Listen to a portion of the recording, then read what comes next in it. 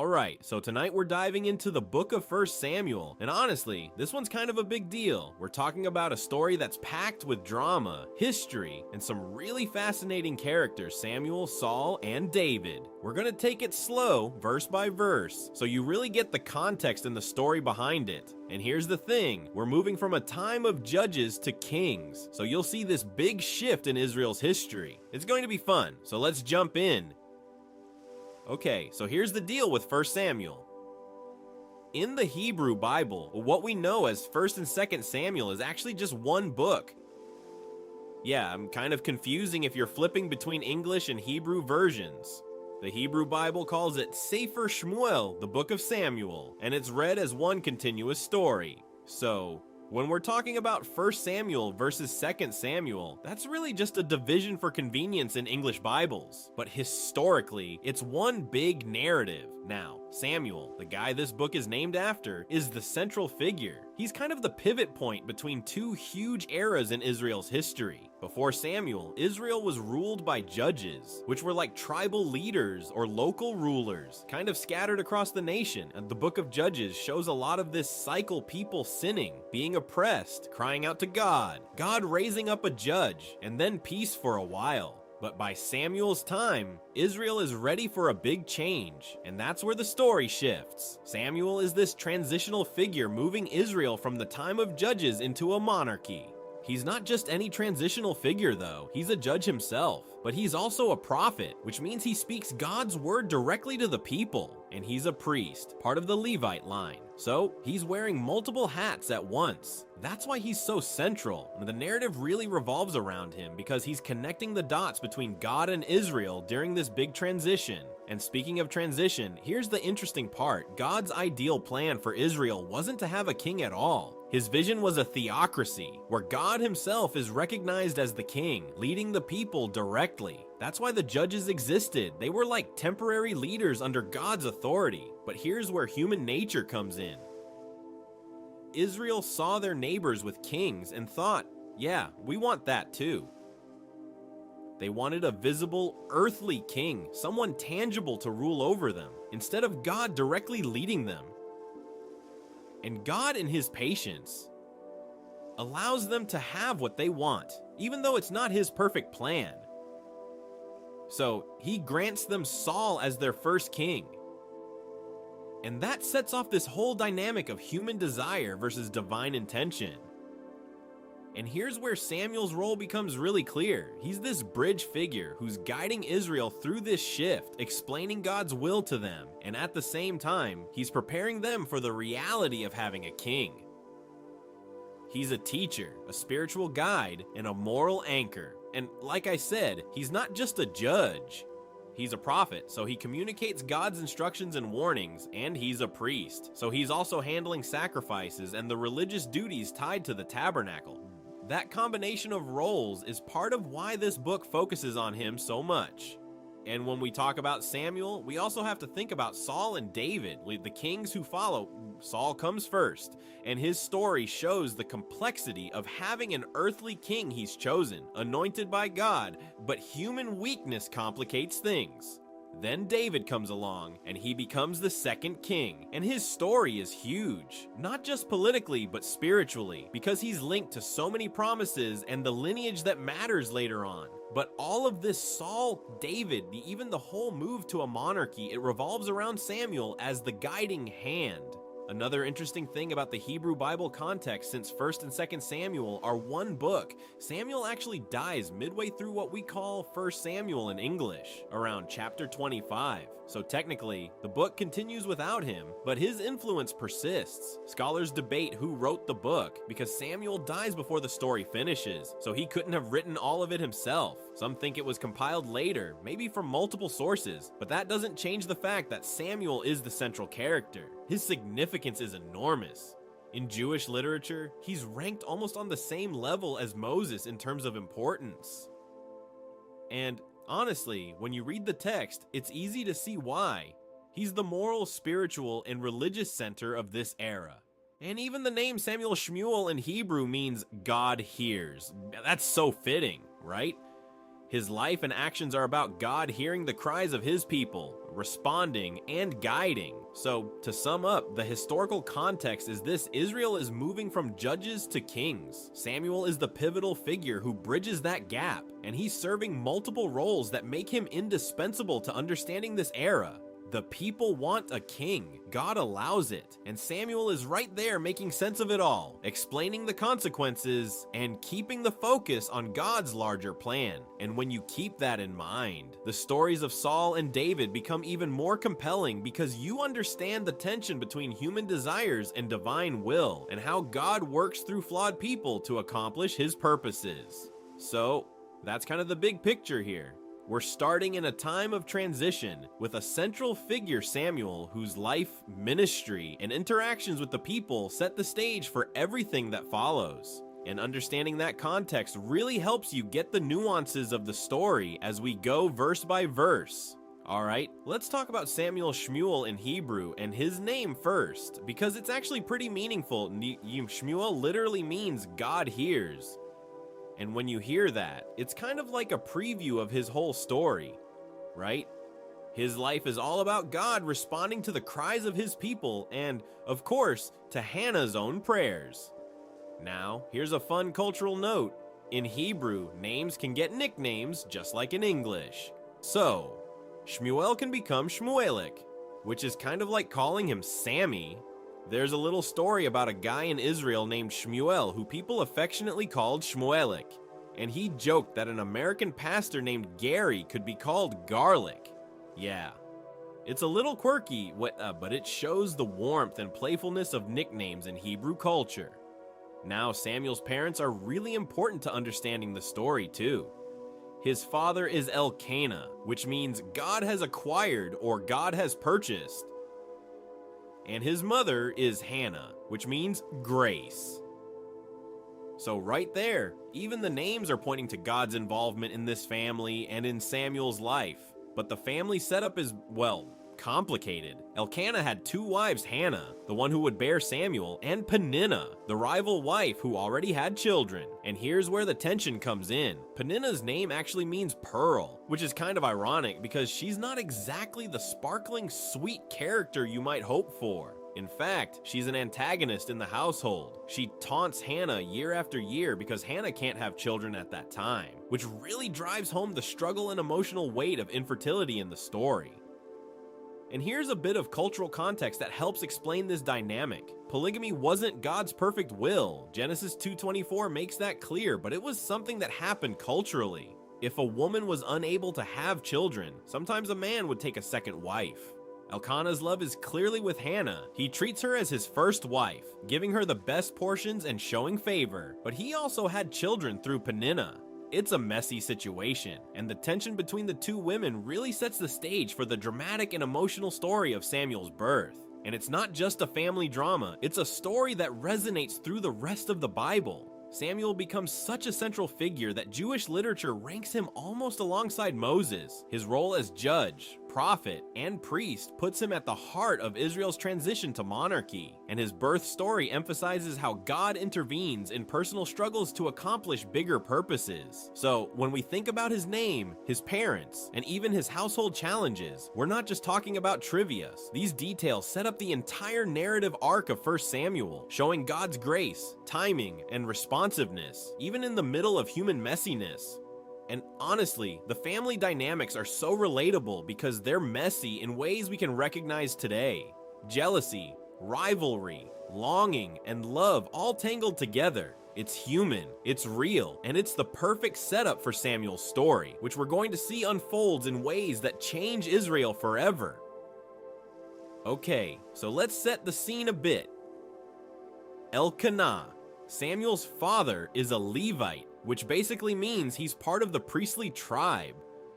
And because of that, he's got this deep devotion to God baked into his life.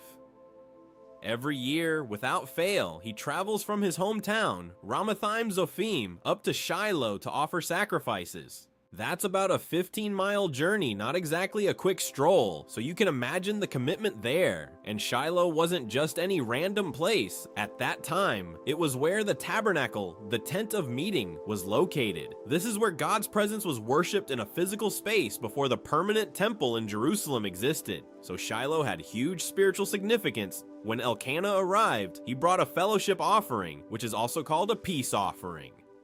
Now, this is interesting because the fellowship offering wasn't about atoning for sins. It was more like a shared celebration with God. The animal sacrifice would be divided into thirds. 1/3 would be burned on the altar for God, a third would go to the priest, and the remaining third was for the family to eat right there. Picture it like a barbecue with divine significance, literally a sacred feast where part of the meal honors God, part supports the priest, and part nourishes the family. And there's this cool visual too. Archaeologists have found pottery shards from the area where these sacrifices happened. People would bring their animals, cook, eat, and there'd be leftovers everywhere. You can almost see it, a bustling, sacred mess of devotion and daily life blending together. And here's where the story really starts to pick up. This is the first time in the Bible that the term Lord of Hosts appears. Literally, it means the Lord of Armies, God commanding celestial forces. It's a big, powerful title. But here's the twist that I love this mighty God, armed and ready as the Lord of Hosts, stoops down to meet the needs of one woman, Hannah. That contrast sets the tone for the story. You've got God as this cosmic warrior, and yet he's tender, personal, and attentive to individual suffering. That's huge because it tells us right away that even in the midst of grand divine power, God notices the intimate struggles of his people. Elkanah is bringing his family to Shiloh year after year, following this routine, and amidst all of that religious devotion, personal drama is unfolding. Hannah's struggle, her heartache over infertility, happens right there under the same tent where God's presence is dwelling. And that's no accident. It's as if the stage is being set for God to respond personally. So when you picture Elkanah traveling with Hannah, Peninnah, and their household, offering sacrifices and participating in this fellowship meal, it's more than just ritual. It's the backdrop for a story where God's power and tenderness intersect, and all the details matter: the distance he travels, the routine of the yearly sacrifice, the division of the offering, the priests in the tabernacle, and now the first introduction of the title, Lord of Hosts. It's a story that's both grand and intimate, showing how devotion, tradition, and divine attention come together to set the stage for Samuel's remarkable birth and God's personal intervention in human lives. And that's the kind of vivid human setting we're stepping into as we follow this story unfold. Alright, so now we're really getting into the heart of this story, and it's raw, human, and honestly kind of relatable. Hannah, Samuel's mom, is facing something that hits deep in fertility. She can't have children, at least not yet, and in her culture, that was a heavy burden. Women were often judged by their ability to bear children, and you can imagine the social pressure she must have felt every time they went up to Shiloh for the yearly sacrifice. Every year, she sees families celebrating births, hearing laughter and cries of children, and she's left with that painful emptiness. And then, on top of that, there's Peninnah, Elkanah's other wife, who already has children. Now, Peninnah isn't exactly subtle about it. She provokes Hannah year after year, deliberately rubbing in her success and Hannah's inability to conceive. You can almost hear the taunting, "Look at me, I have children, you don't." It's harsh, it's cruel, and it drives Hannah to tears. The text tells us she wept and didn't eat during these times, which honestly, you can totally picture. She's at the place of worship, the tabernacle, supposed to be focusing on God. But her heart is heavy, her soul wounded, and the grief she carries is so real that it affects her physically. She's sitting there, longing, aching, and feeling the sting of comparison and rivalry. And here's the tricky part: Elkanah. Her husband truly loves her. He gives her the best portions at the sacrifice, showing favor and devotion. He sees her sorrow and he tries to comfort her. He says, "Hannah, am I not better to you than 10 sons?" And you know, that sounds supportive on paper, but in the middle of grief, it misses the mark. It's well-intentioned, but it doesn't really speak to the deep longing in Hannah's heart. The human side of grief here is so palpable. You've got social expectations telling her she should have children. You've got Peninnah actively humiliating her. And even the love of her husband, while genuine, can't fully erase that pain. It's layered, complicated, and very human. And that's something I think a lot of people can relate to, even today. The story isn't just about infertility in a biological sense. It's about longing, about feeling incomplete, about struggling under cultural pressures and expectations. Hannah's grief isn't abstract, it's real, personal, and deeply emotional. Every year, she faces the same routine, the same ritual, the same barbs from Peninnah, and it compounds her pain. And it's not just about missing out on children. There's the deeper yearning to nurture, to raise a family, to see life grow through her own body. That desire is uniquely human, and in Hannah's case, it's intensified by the constant reminder of her inability at that moment. And so, we see her in this very vulnerable state, crying, fasting, and feeling the weight of a world that seems to measure her worth by her fertility. It's heart-wrenching. And yet, the story also shows her resilience. Despite all of this, she continues to journey with her husband to Shiloh, participating in the sacrifices, enduring the provocations, and keeping her faith alive. She's navigating the tension between social expectation and personal longing, between public worship and private grief. And here's the thing, you can see how deeply these emotions are layered. She's not angry at God, not in a way that rejects him, but her soul is heavy. She's caught in a human moment of vulnerability and desperation. It's raw and real, and it sets the stage for the incredible response that God will eventually give.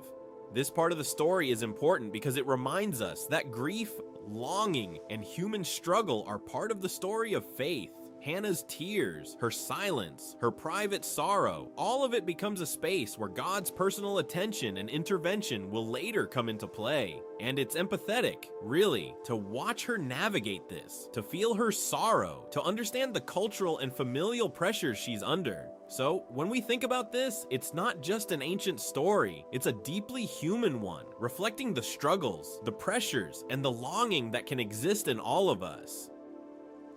Hannah's experience is painful, yes, but it's also setting the stage for something beautiful, her faith, her endurance, and the way God will meet her in her deepest sorrow. Okay, so now we're at one of the most powerful and intimate moments in this story, Hannah's prayer at the tabernacle. Picture it, she's in Shiloh, at the very tent of meeting where God's presence dwells, and her soul is just heavy, filled with longing and grief. The text uses this phrase, bitterness of soul, and honestly, that's exactly what it feels like. She's not bitter at God, but her heart is crushed from years of yearning, from feeling the sting of Peninnah's taunts, and from the deep personal pain of not being able to conceive.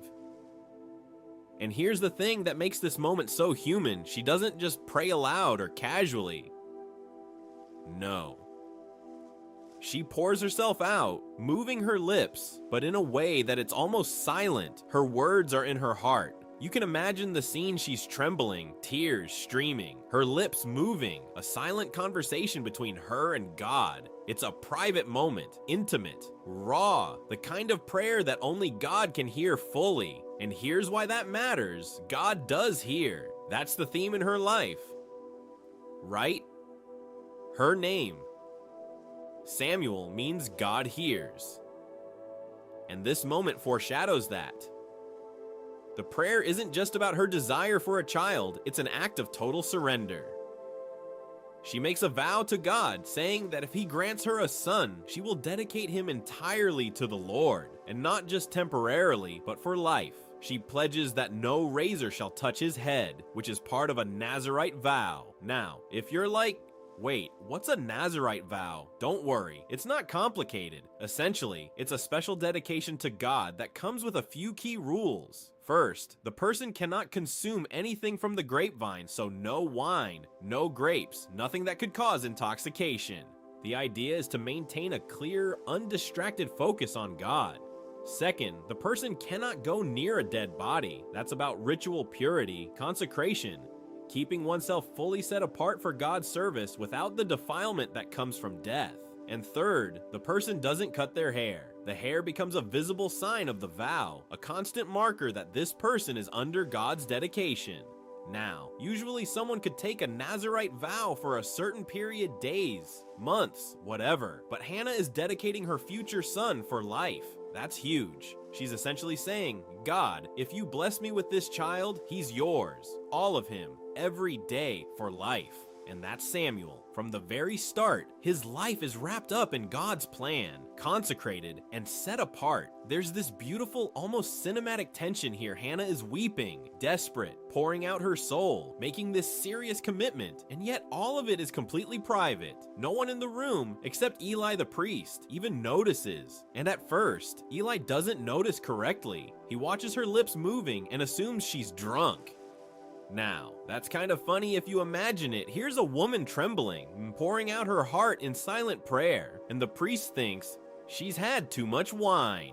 But Hannah calmly corrects him, explaining that she hasn't touched any wine or intoxicating drink. She's simply pouring out her soul before the Lord. And Eli responds with a blessing, telling her to go in peace, and that God will grant what she asked. And you can imagine her relief.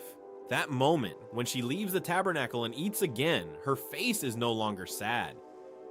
But why is that? Is it just because she received a blessing from Eli? Or is it because the act of laying her heart bare before God has already brought a kind of peace? Maybe it's both. It's a profound illustration of prayer and surrender. Sometimes relief comes not from immediate results, but from fully trusting and handing over your desires to God.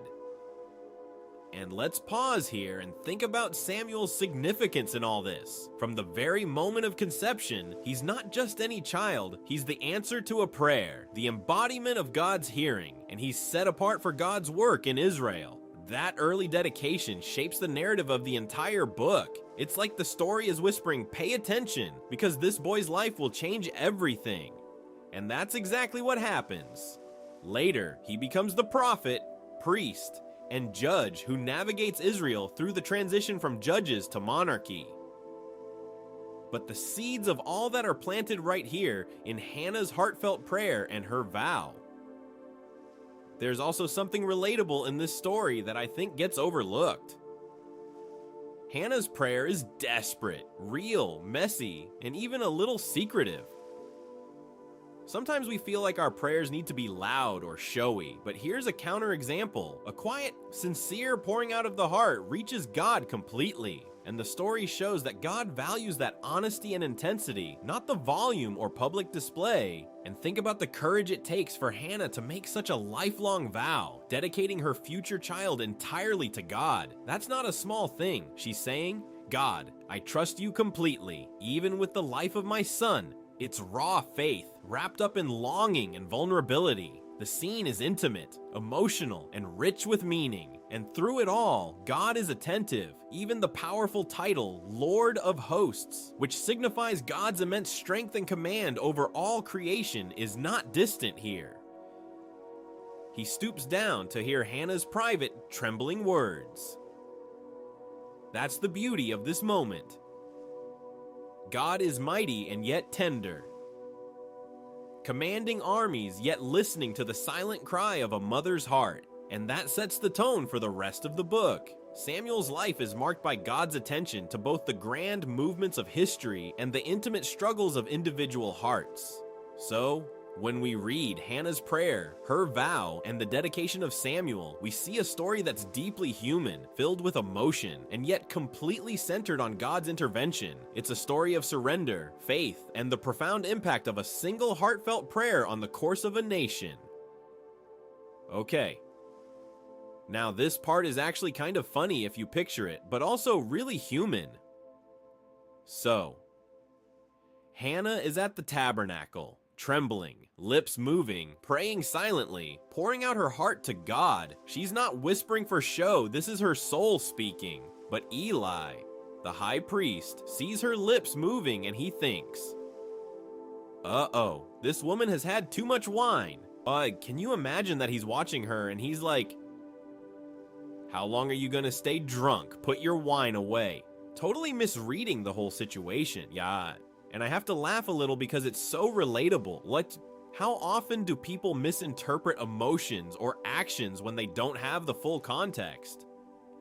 Here's Eli, responsible for the spiritual oversight at the tabernacle, totally misunderstanding Hannah's private devotion.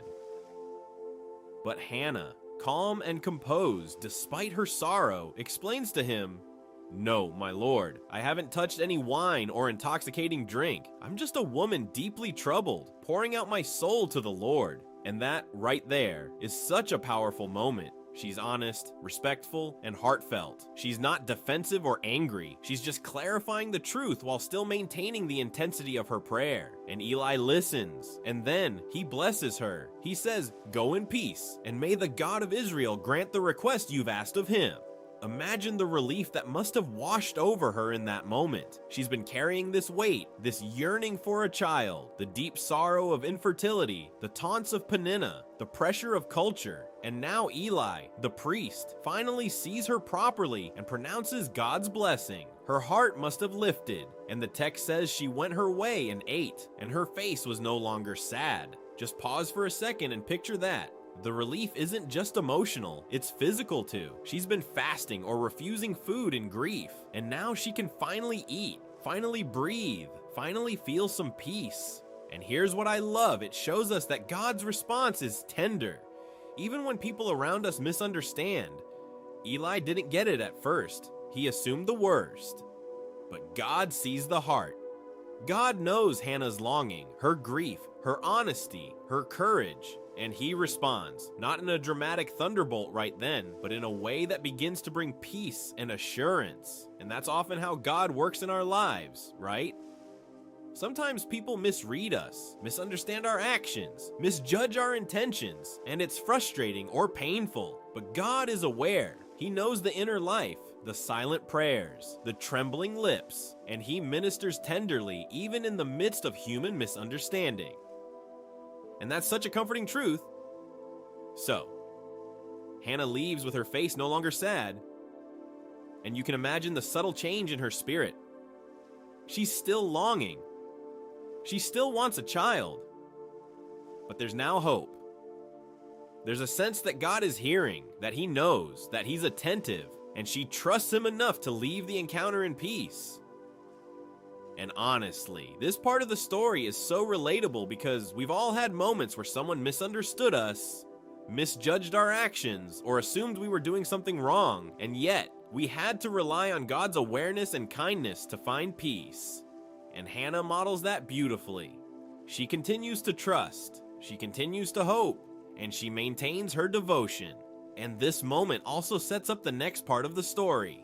The vow she's made, her Nazirite dedication of her future son, the silent pouring out of her soul, all of that is seen and acknowledged by God, even if Eli initially misreads it. And it's worth noting the humor and humanity in this moment too. Eli, a spiritual authority, watching this woman praying and assuming she's drunk, there's something so human about that misreading. It's a reminder that even those we expect to be spiritually perceptive can get it wrong sometimes, but God's perspective is different. God sees the heart, sees the intent, and honors that.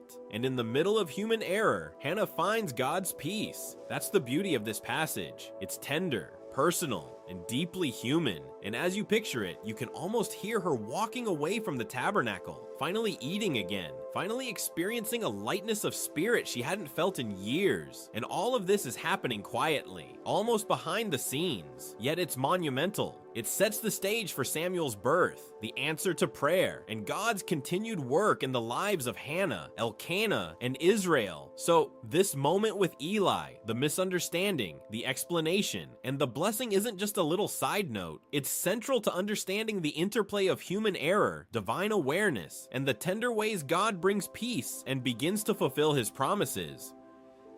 And it reminds us too that prayer, whether loud or silent and dramatic or trembling in private, doesn't go unnoticed by God.